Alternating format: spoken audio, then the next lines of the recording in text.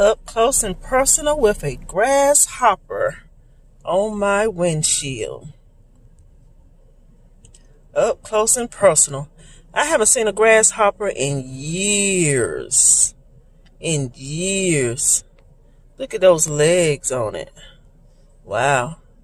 That's fascinating. But guess what? Back in the day, when I used to see a grasshopper, I used to run as fast and far away as I could. But today, I'm up close and personal with one.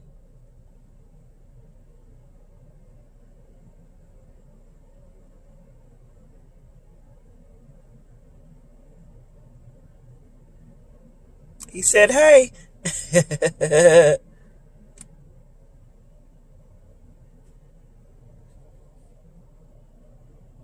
Now it's time for me to get out the car. What